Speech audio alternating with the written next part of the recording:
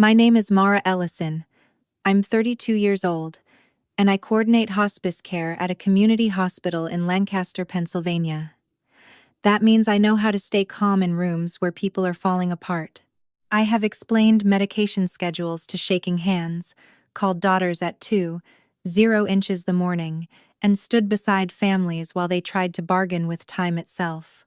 But nothing in my training prepared me for watching my 7-year-old son stand in my parents' backyard with an empty paper plate while every other grandchild got a $79 pizza. It was Saturday, September 14th, my parents' annual grandkids' birthday party. My mother, Elaine, had turned the backyard into one of her little productions: folding tables with navy tablecloths, mason jars full of sunflowers, a chalkboard sign that said, "Grandchildren are God's reward," written in her perfect church, lady handwriting. The pizza boxes arrived like gifts. Harper got hot honey pepperoni. Landon got barbecue chicken. Maeve got white truffle mushroom because Jillian said she had an advanced palate. Even Brett's youngest, who mostly licked frosting off cupcakes, had a gluten-free cauliflower crust with her name written on the lid. Then the delivery guy left. No box for Elliot. My son stood beside me, holding his paper plate with both hands. He looked at the table, then at his cousins, then up at me. "Mom," he whispered, "am I not one of the grandkids?" My mother heard him. She smiled like he had asked where the napkins were. "Mara, you know he's particular," she said. "I assumed you'd bring him something." My father didn't even look up from slicing pizza. "It's just pizza," he said. "Don't make it a statement." I looked at my son's empty plate. Then I looked at every adult at that table. I didn't yell. I didn't cry. I took out my phone, ordered Elliot his own pizza, and said, "I'll remember that." 7 weeks later, they would beg me for one signature. Please subscribe to support the channel. Here is a fun little challenge. I bet you are watching this video while lying down with your legs crossed right now. If I guessed correctly, type 3 in the comments. If not, type 4. Let's see how many viewers I got right. And if you enjoy this story and would like to support our team, please consider buying us a cup of coffee through the link in the description. Your support helps us continue creating more meaningful, emotional, and captivating stories for you. Thank you so much for your kindness and support. All right, enough talking. Let's begin the story. The pizza came 42 minutes later, in a plain brown box with a red sticker sealing one corner. By then, the party had already moved on. The cousins were running through the yard with frosting on their faces. Jillian was taking pictures for Facebook, and my mother was carrying around lemonade like nothing unusual had happened. The delivery driver said my name too loudly, and Elliot lowered his eyes like the pizza was something we had done wrong. That was the part that hurt most. Not the hunger. The shame they had managed to hand a child along with an empty plate.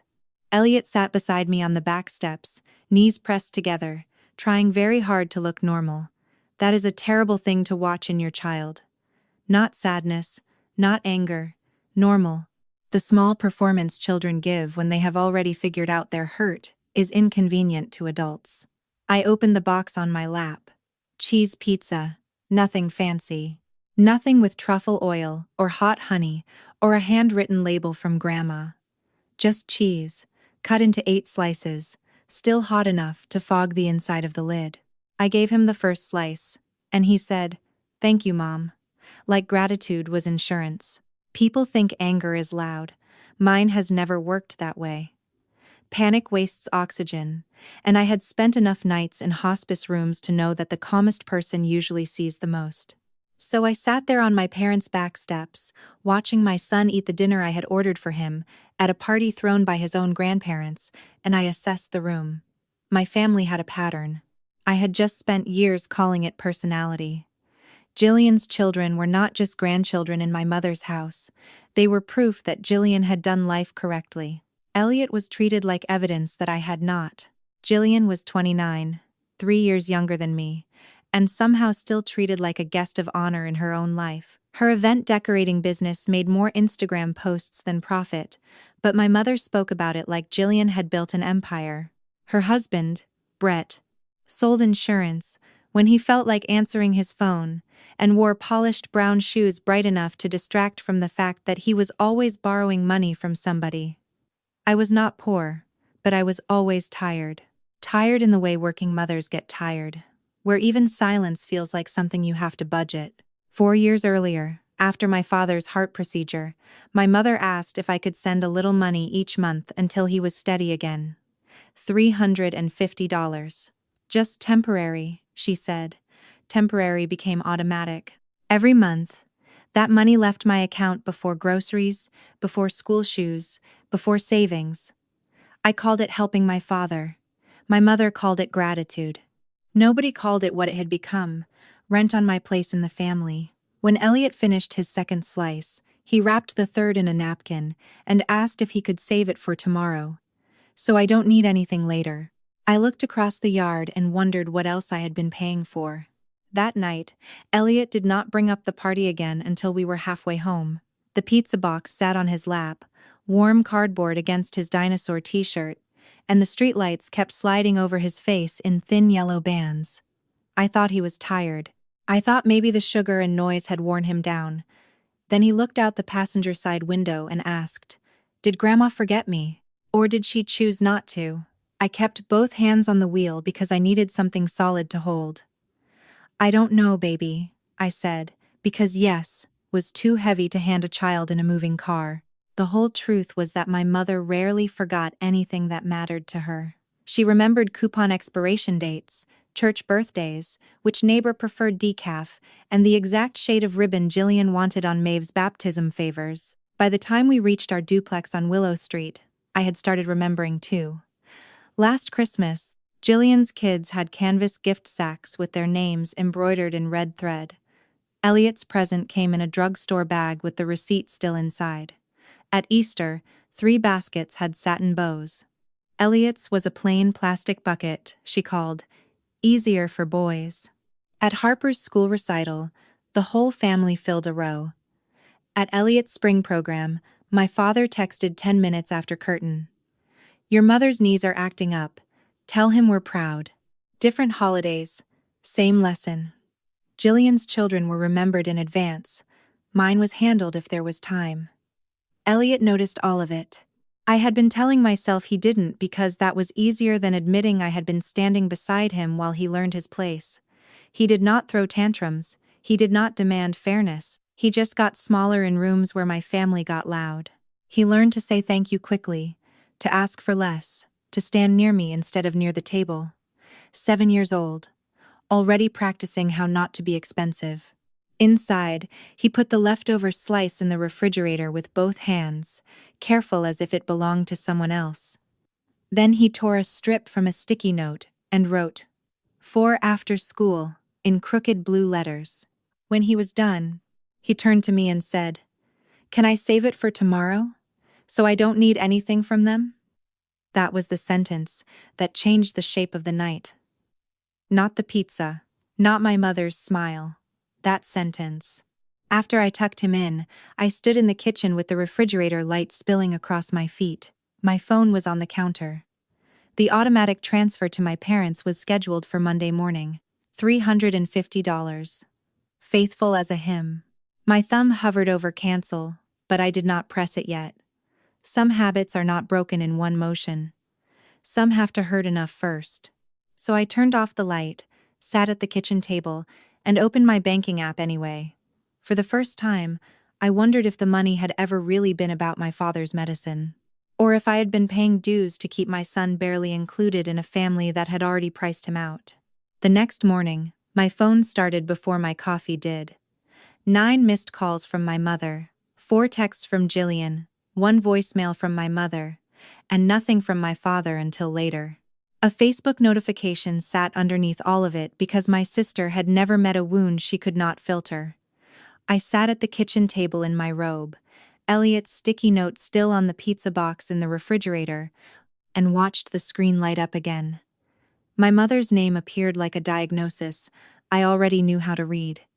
I let it ring until it stopped. Then I listened to the voicemail on speaker because some things need air around them. "Mara, my mother said, in the voice she used for prayer requests and public disappointment. You embarrassed us yesterday. Over pizza. In front of the children. After everything this family has done for you, I honestly don't understand who you're becoming. There was a pause, just long enough for the knife to turn. Your father barely slept. His chest was tight all night. I hope you're proud of that. I stared at the salt shaker in the middle of my table, the one Elliot had made at school out of a baby food jar and blue tissue paper. My father's heart had become a weather report my mother issued whenever I stepped out of line. Jillian's texts came in a cleaner format, because Jillian liked her cruelty organized. First, Mom cried after you left. Second, you made Harper ask why Aunt Mara hates us. Third, you owe everyone an apology before this gets weird. Then, at 11:17, she posted a picture of the leftover pizza boxes stacked by my parents' trash cans, sunset in the background. A little gold cross necklace visible at her throat. The caption read, "Some people can turn a child's birthday into a financial audit, praying for peace." By noon, 2 cousins had liked it, one aunt had commented with folded hands, and Brett had sent me a private message that said, "Real adults don't punish family over dinner." Nobody asked what Elliot had learned from that table. They only cared what my reaction had cost them. That is how my family handled injury. They never treated the bruise. They investigated the sound you made when someone pressed it. By lunchtime, the story had been rewritten. I had not protected my son. I had made a scene. I had not paid for his dinner. I had flaunted money. I had not noticed cruelty. I had chosen division. I typed 11 different replies that morning. One had dates. One had screenshots. One had a sentence so sharp I deleted it because I did not want it living in the world with my name attached. Finally, I wrote only this. Elliot noticed. That's enough. My mother answered in less than a minute. Children notice what their mothers teach them to notice. I read it twice, then a third time. It was a perfect Elaine sentence, soft enough to say in church, poisonous enough to keep working after you swallowed it. She was not denying what happened. She was making me responsible for the fact that my son had eyes. By evening, my Aunt Maribel had called, just to hear my voice, which meant my mother had moved the story to the older generation. I let Maribel talk about weather in Harrisburg, her neighbor's hip replacement, and the price of eggs before she finally sighed and said, "Your mama says things got tense at the party." I almost laughed. Tense was a word people used when they did not want to ask who tightened the rope. "Things got clear," I said. Maribel went quiet after that, and for a second I thought I had lost her too.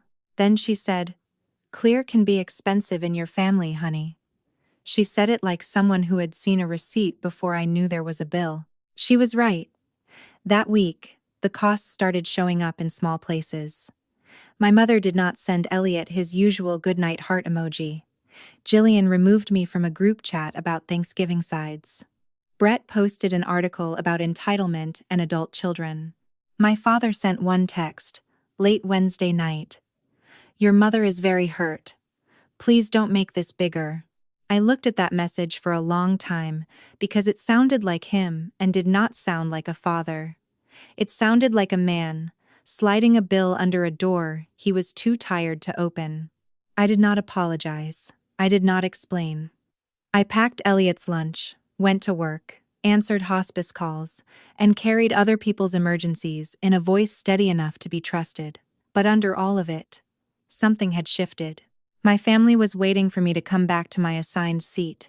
The steady daughter, the useful one, the one who smoothed over the insult, paid the missing amount, and taught her child to be grateful for crumbs if they came from the right table. For the first time, I let them wait. 2 weeks after the pizza party, I sat across from Neil Carpenter at Red Maple Credit Union and watched his expression change before he said a word. Neil was the kind of loan officer who wore short-sleeved dress shirts in October and kept 3 sharpened pencils lined up beside his keyboard. He had liked my file when we started. Stable job. 5 years of savings. No late payments. $31,600 for a down payment, built one hospice shift at a time. A clean application, he had called it. I remember that because clean was exactly how I needed my life to look on paper. The townhouse was on Briar Lane, 6 minutes from Buchanan Park, with brick steps, a narrow kitchen, and a finished attic that Elliot had already named the dinosaur room. It cost $214,000, which was not cheap, but it was possible. Possible had become my favorite word. I had walked through that house twice, measuring with my eyes where Elliot's bed would go, where his bookshelves could fit, where I might drink coffee before the world needed me. I was not trying to buy luxury. I was trying to buy a door that closed behind us and belonged to nobody else. Neil clicked once, then twice, and his face went still in that careful, professional way people use when the news has weight. Mara, he said, underwriting flagged 2 items we need to discuss. I folded my hands in my lap. That is what I do when my body wants to leave a room but my life requires me to stay in it. Okay, I said. Tell me. He turned the monitor slightly, not all the way, just enough for me to see numbers, without feeling like he was pushing them at me. The first was a camper loan, with an outstanding balance of $27,850. 60 days past due. For a second, the number did not make sense. Then Brett's voice came back to me from 3 years earlier, cheerful and slippery at my parents' dining room table. Just a temporary cosign, Mara. The bank likes seeing steady employment. Your name will be off it by Christmas. He said it twice. My mother had watched me hesitate, then looked at my father rubbing the scar under his shirt like his heart was part of the paperwork. I signed because I was tired, because everyone was looking at me, and because temporary is the word families use when they want permanent access without sounding greedy. That was supposed to be refinanced, I said. Neil's mouth tightened, which is how bankers sigh without making sound. It wasn't. I wrote the number down because writing turns panic into lines. Camper loan. $27,850. 60 days. Brett. My handwriting looked steadier than I felt. That one I can chase, I said. What's the second? Neil looked at the screen again, and this time he took longer. There's a revolving credit line opened in your name. Current balance $12,740. Payment history is clean, but the balance affects your debt-to-income ratio. He clicked into the account details. Mailing address is 1414 Maple Ridge Road, my parents' house. The room did that strange thing rooms do when your body hears the truth before your mind allows it in. I don't have a credit line, I said. My voice sounded polite, almost curious, like I was correcting a lunch order. Neil did not argue. He turned the monitor all the way toward me. Opened around the same season my father came home from the hospital. Around the same season I started sending the $350 because my mother said prescriptions were drowning them. I stared at the screen until the letters stopped being letters and became a door I had not known was in my own house. Neil folded his hands. Mara, I'm not saying you opened it. I'm saying underwriting sees it as yours until we can document otherwise. There it was. A debt I had never touched, sitting between my son and the attic room he had already filled with dinosaurs in his head. I asked what happened if it could not be cleared quickly. Neil did not soften it. The rate lock may not hold, the loan may not clear. The townhouse could go back active. I looked down at the notes in front of me. 2 numbers, 2 accounts, 1 address. And for the first time, I understood that my family had not just been spending my patience, they had been spending my name. I left Red Maple Credit Union with Neil's printed notes in a folder and a feeling in my body I recognized from work. It was the feeling before a family meeting goes badly, when everyone is still smiling but the chart already knows the truth. I did not call my mother from the parking lot. I did not call Brett. I did not give anyone the gift of warning. I drove home, put Elliot to bed, made coffee too late at night, and opened my laptop at the kitchen table like I was preparing for a case review. The credit line statement was waiting in the secure portal just after midnight. 31 pages of small transactions wearing my name. I read them in order because order is how I keep myself from becoming a person who throws things. There were ordinary charges first, the kind people hide behind necessity. Pharmacy, groceries, gas. Then came the comforts. Elaine's favorite salon every 6 weeks. Regular, as a church bulletin. Jillian's event suppliers, balloon arches, linen rentals, acrylic table numbers. Brett's insurance payment. My name had not bought emergencies. My name had bought comfort. Then I saw the pizza charge. September 14th. $553 even. I stared at that line until the coffee went cold beside my hand. 7 pizzas at $79 each. The exact party. The exact table. The exact afternoon my son had stood holding a paper plate, while my mother told me she assumed I would bring something for him. I had thought the insult was the empty plate. The statement showed me the receipt underneath it. The truth was not that they could not afford Elliot's dinner. The truth was that they had never meant to count him. I got up and opened the refrigerator because grief makes you do ordinary things just to prove the room is real. Elliot's last slice was still there, wrapped in foil under the crooked sticky note he had written for after school. I touched the cold foil with 2 fingers and felt something inside me settle into place. Not rage. Rage moves too fast. This was cleaner than that. It was the kind of calm that comes when the diagnosis finally matches every symptom you have been ignoring. By 1:40 the morning, I had made a spreadsheet: date, vendor, amount, category, possible user. I did not write thief, I did not write mother, I wrote what could be proven. Hospice teaches you that feelings matter, but records hold. The statements showed a life I had not lived. My mother's haircuts, Brett's premiums, Jillian's business supplies, family dinners, I had been told were Dad's treat. Every few lines, there was another small proof that my family did not see my credit as mine.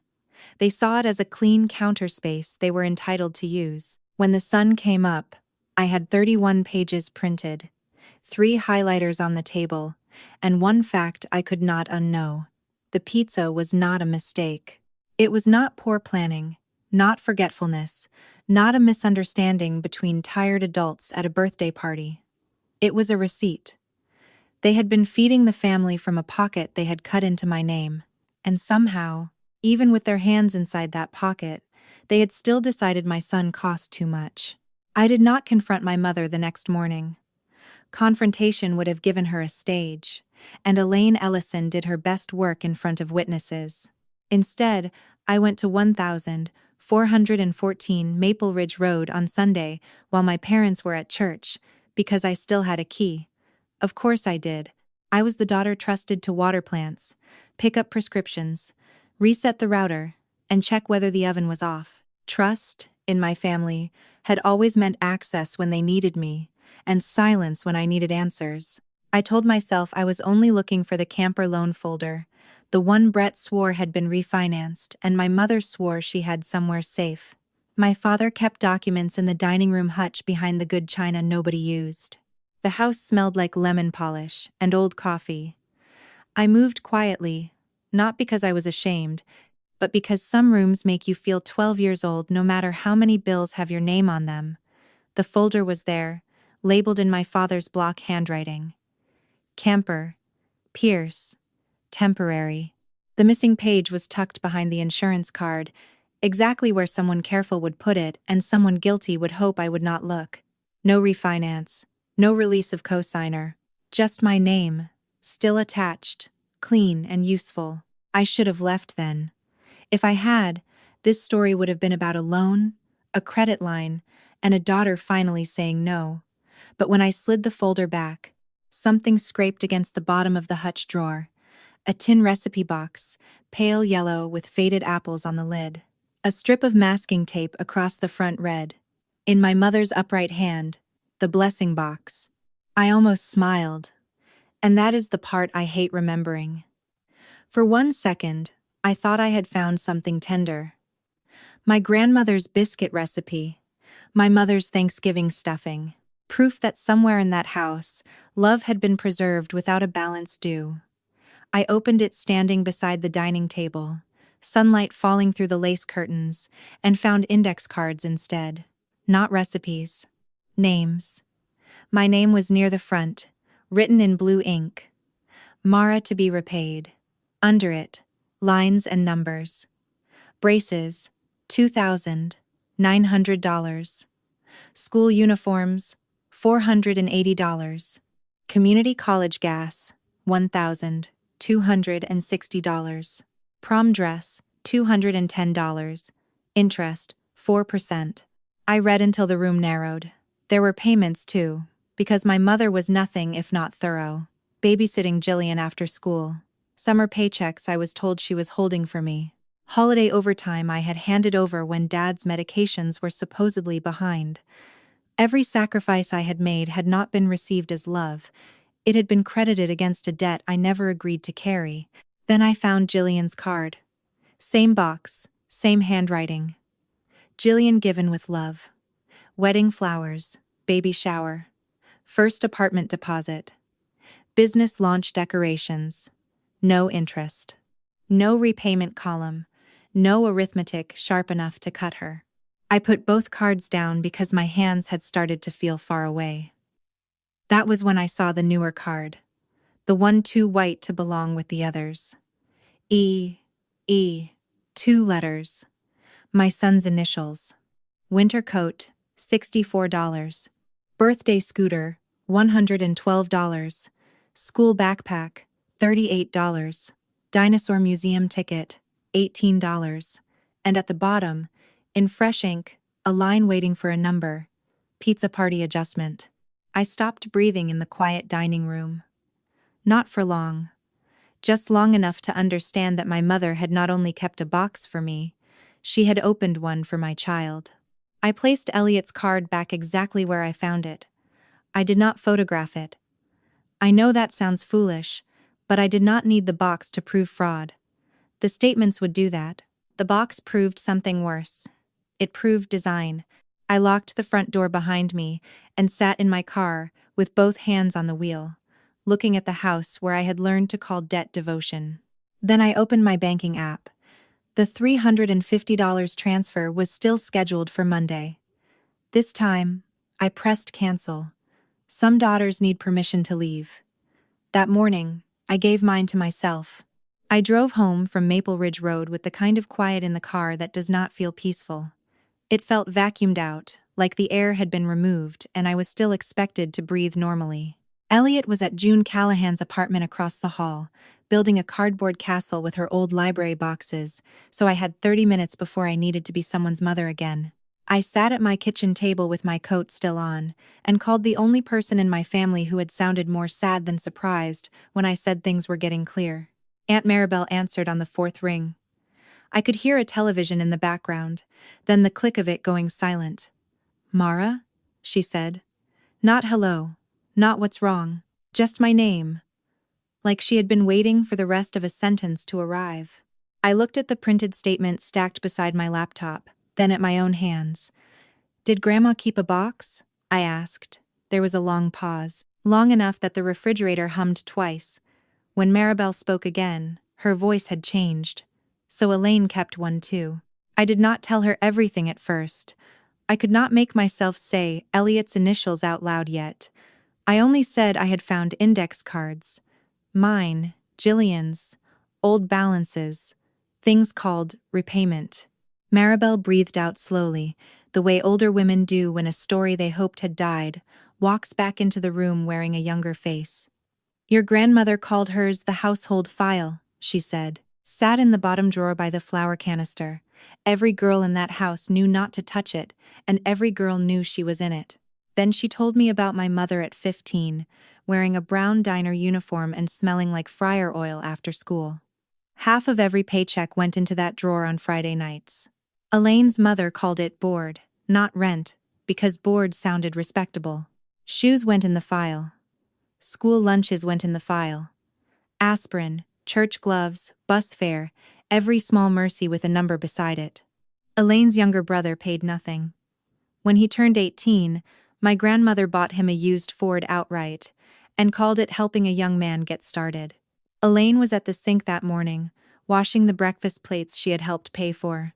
I listened with my eyes closed, and for one dangerous minute, I saw my mother as a girl instead of a verdict.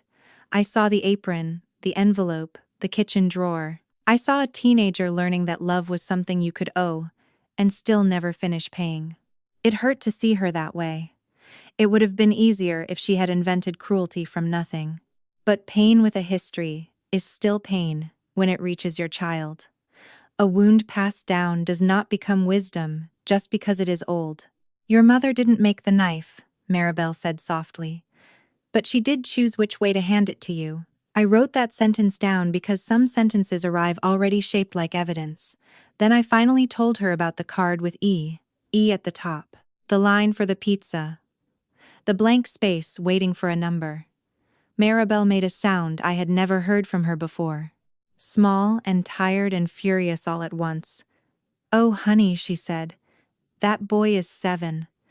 I nodded even though she could not see me. "I know." After we hung up, I sat there until the apartment across the hall shook with Elliot's laughter and June's voice telling him castles needed better engineering. That sound saved me from feeling sorry for my mother too long. I could understand Elaine. I could even ache for the girl she had been. But understanding is not the same as surrender. Whatever had started in my grandmother's kitchen drawer, whatever had been renamed Blessing in my mother's dining room hutch, it was not getting a third generation, not through my son, not through me. The box had history, so did I, and mine was about to change. The next morning, before my shift, I did 4 things at my kitchen table, while Elliot ate cereal in dinosaur pajamas, and read the back of the milk carton like it contained classified information. I froze my credit at all 3 bureaus. I filed the formal dispute on the credit line.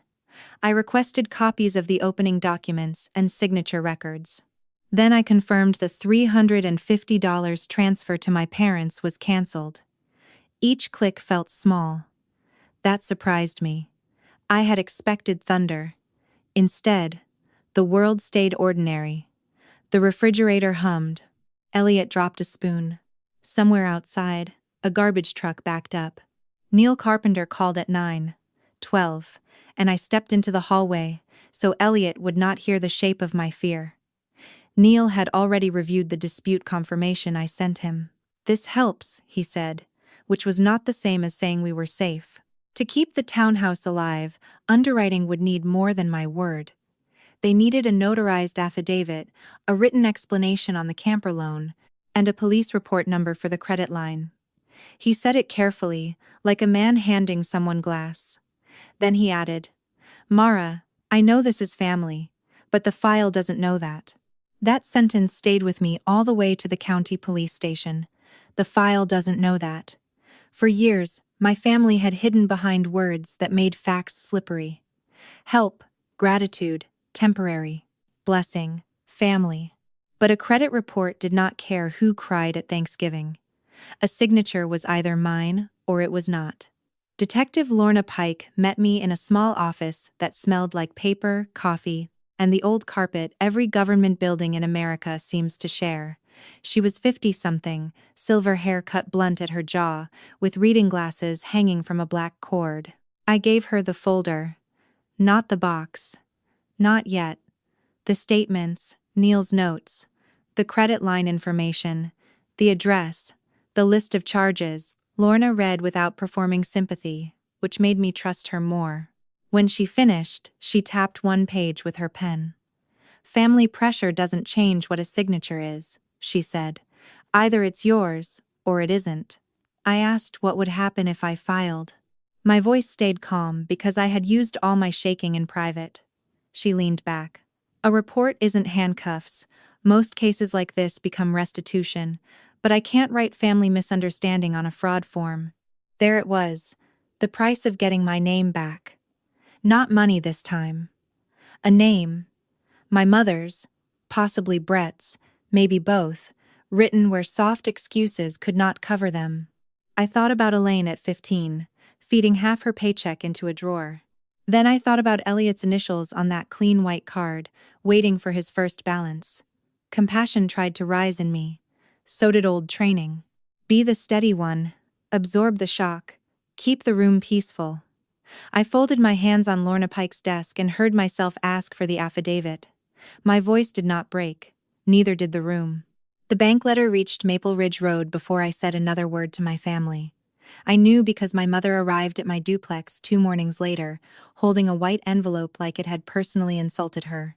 She knocked once, then twice, then used the side of her fist the way she did when she wanted neighbors to know she had been kept waiting. I opened the door with the chain still latched. That small strip of brass between us felt stronger than it had any right to. Elaine lifted the envelope. Her makeup was perfect, which told me she had been angry long enough to prepare for it. "You reported your own mother," she said. "No hello, no question, just the verdict." I kept my voice low because Elliot was still brushing his teeth down the hall. "I reported an account I never opened." Her eyes sharpened. "Do not play word games with me, Mara. That money kept your father comfortable. It helped your sister's children. It held this family together when you were too busy feeling victimized to notice." There it was again. The same old trick. Turn the theft into service. Turn the victim into the threat.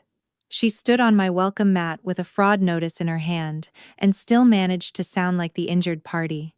"I have to get Elliot to school," I said. Elaine looked past my shoulder like she had the right to inspect my home for evidence of disloyalty. "You are making choices he will pay for," she said. "Children need family." I thought of the white index card with his initials. "Children need safety," I said. Then I closed the door gently. The counterattack took less than 48 hours. My mother did not scream. Screaming would have made her look unstable. And Elaine never wasted a performance. She went to people who preferred stories with clear villains. By Thursday, a cousin from York texted that stress could make single mothers imagine things. Pastor Glenn left a voicemail about reconciliation. Jillian posted a picture of her kids at my parents' kitchen table with the caption, "Grateful for grandparents who show up." Brett sent nothing, which meant someone with sense had told him silence looked less guilty than advice. Then my father went to the emergency room with chest tightness, and for 1 terrible hour, I became 12 different versions of myself. Daughter, nurse-adjacent hospice worker, angry woman, frightened child, mother with school pickup at 3. I left Elliot with June and drove to Lancaster General. Hands steady on the wheel because bodies in crisis still deserve competence, even when the crisis has timing sharp enough to cut. Warren's EKG was clean, troponin negative. Reflux and anxiety, the doctor said, which is what happens when a body starts carrying truths its owner refuses to say. I stayed anyway. Love does not become simple just because someone failed you. Near midnight, my father woke and found me in the chair beside his bed. For once, my mother was not in the room. He looked smaller under hospital blankets. All the warehouse manager's certainty washed out of him. "Don't make this big," he whispered. "Your mother doesn't know another way to keep family together." I looked at the 4 taped to his hand, then at the man who had taught me to check tire pressure and never taught me how to stop apologizing for needing air. "Why does keeping us together always cost me?" I asked. He closed his eyes. Not sleeping, avoiding. That was his gift, polished over 40 years until it looked like peace. I waited for him to answer, because some childish part of me still believed fathers eventually did the brave thing if you gave them enough silence. He did not. The monitor kept beeping. The hallway lights hummed. And somewhere in my purse, the unsigned affidavit waited like a door I was finally old enough to open. 7 weeks after the pizza party, my mother sent one text at 6:18 on a Saturday morning. "Come to the fellowship hall after the harvest fundraiser. Your father needs you." That was Elaine's cleanest hook, and she knew it. Not "we need to talk." Not "I'm sorry. Your father needs you." I read it while Elliot slept with one arm over his stuffed stegosaurus, and for a moment, the old machinery in me started up. Find shoes, pack snacks, go where the need is. Then I looked at my purse, where the affidavit waited, unsigned but ready, and I made coffee first. The church fellowship hall smelled like floor wax, burnt coffee, and crock-pot chili. Folding tables lined the walls from the fundraiser, still covered with crumbs and paper napkins printed with pumpkins. My mother had chosen the small room off the kitchen, not the sanctuary. Private enough to pressure me, public enough to shame me if I raised my voice. Elaine sat at the end of a table with my father beside her. Jillian was there, eyes already pink. Brett stood behind her chair. Pastor Glenn hovered near the coffee urn like a man regretting his own invitation. A folder lay on the table between us. Bank logo on the front, blue ink tabs along the side. My mother touched it with 2 fingers. "We need one signature," she said. "Then this family can heal." I did not sit. Sitting would have made it feel like a discussion. I opened the folder and read the first page, while everyone watched me the way people watch a locked door and hope it opens from their side. The document said I acknowledged the credit line as a family-authorized account. It said I accepted shared responsibility. It said I would withdraw the dispute. For a second, all I heard was the coffee machine clicking behind Pastor Glenn. Then Neil's voice came back to me. "The file doesn't know that." Lorna's voice followed. "I can't write family misunderstanding on a fraud form." I turned the page. The camper loan was there too, softened under words like clarification and household arrangement. My signature had a line waiting at the bottom. Date already filled in by my mother's hand. Of course it was. The machine did not apologize. It prepared paperwork. "If I sign this," I said, "my townhouse dies." Brett made a sound like a laugh he did not finish. Jillian covered her mouth. My father looked at the table. Elaine's face stayed smooth.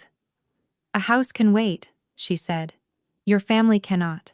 Then she leaned forward and laid down the last card she had. "Do you really want Elliot to grow up without grandparents?"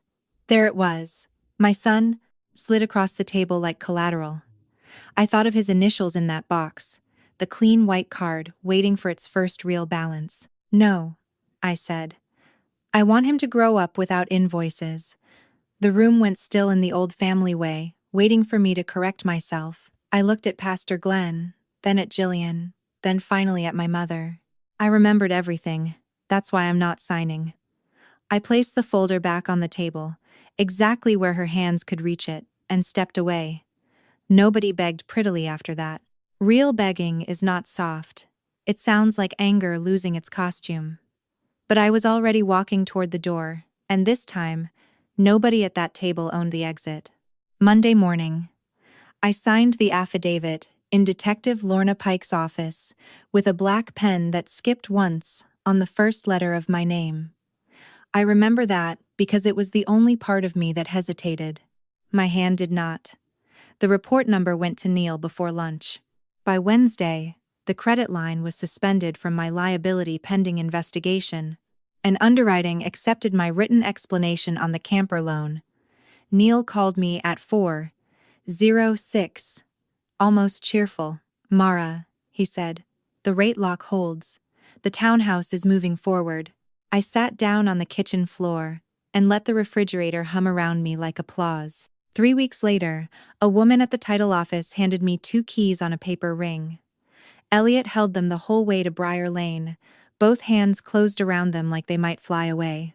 Moving day was small, loud, and ordinary in the best possible way.